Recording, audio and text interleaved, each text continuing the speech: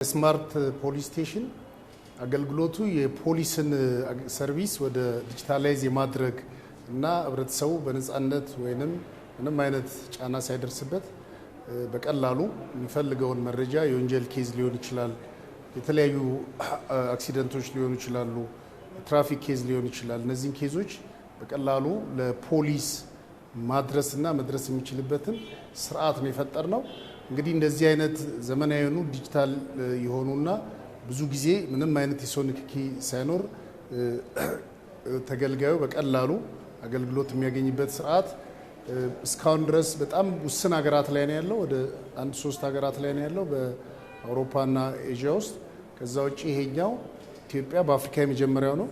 እንዳጠቃላይ ደግሞ ሲታይ በስማርት ፖሊስ ስቴሽን የአራተኛው ኢትዮጵያ ውስጥ የተከፈተ ነው ማለት ነው። ለዚህ ይሄ የፖሊስን ስራ በከፍተኛ ደረጃ ያሳድጋል። አንደኛ የፖሊስን ስራ ላይ ኤፊሺየንሲውን በከፍተኛ ደረጃ ይጨምራል።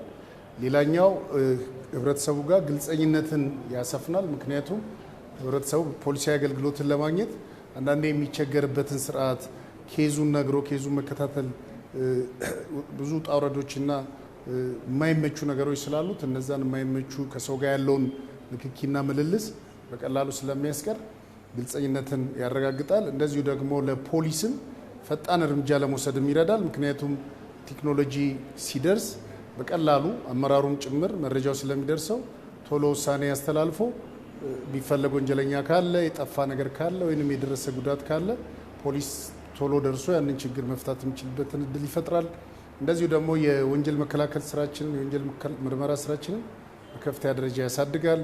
ከዛ ውጪ ፖሊሱ በህብረተሰቡ ዘንድ እምነት እንዲያገኝ በከፍተኛ ደረጃ ይጨምራል ማለት ነው። ለዚህ ይሄ ስፔስ ኢትዮጵያ ውስጥ በዚህ መልኩ መዘጋጀቱ በጣም ትልቅ ውጤት ነው። ፖሊስ እንደ ሀገር የተጀመረውን የ2030 የዲጂታል ኢትዮጵያን የዛ አካል የሎ ኢንፎርስመንት ኤጀንሲውም ይሄንን ተግባራዊ እያደረገ ሲሄድ ህብረተሰቡ በቀላሉ በራሱ ስልክ ወይንም ደግሞ እንዲህ አይነት ስቴሽኖች ባሉበት ቦታ እየመጣ ሰርቪስ ማግኘት የሚችልበትና ጉዳዩን ከፖሊስ ጋር ለፖሊስ ማቅረብ የሚችልበትን እንደዚሁ ደግሞ እዚህ ያቀረባቸውን ኬዞች የፋይል ነምበር ስለሚያገኝ በዛ ፋይል ነምበር ኬዙ መከታተል የሚችልበትንና ሲፈለግ ብቻ የሚቀርቡ ማስረጃዎች ካሉ አብዛኛውን በዚህ ማቅረብ የሚችልበት የተለየ ነገር ከሌለ ወደ ፖሊስ ሳይሄድ ኬዙን ተከታትሎ እስከ ሂደቱን መከታተል እስከ ፍርድ ቤት መከታተል የሚችልበትን ስርዓት የፈጠረ ነው። ይሄ ፖሊስና ህብረተሰቡ መሀል ያለውንም እምነት በከፍተኛ ደረጃ የሚያሳድግ ስለሆነ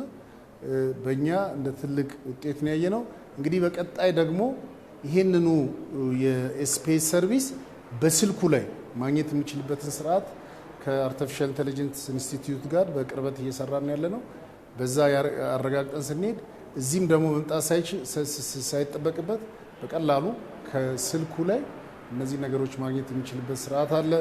እንግዲህ እነዚህ ስቴሽኖች ዓለም ላይ ሞዴል ሆነው በየሀገሩ እነዚህ ቅድም ያልኳቸው 3 ሀገሮች ላይ እስከ 24 ተከፍተዋል። ይሄኛው በ26 ኢትዮጵያ ላይ ተጀምሯል። ይሄ በአፍሪካ የመጀመሪያው በሀገራችንም የመጀመሪያው ነው ስፔስ።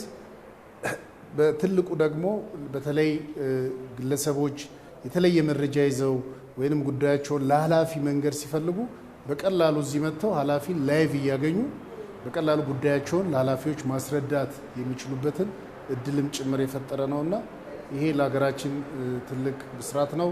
ክቡር ጠቅላይ ሚኒስትራችንም ተገኝተው ይህን ስራ በማስጀመራችን እኛም እንደ ኢትዮጵያ ፌዴራል ፖሊስም እንደ አጠቃላይ ኢትዮጵያ ፖሊስ ሰራዊት ከፍተኛ ደስታ ተሰምቶናል። ይህንን እያስፋፋ እንሄዳለን።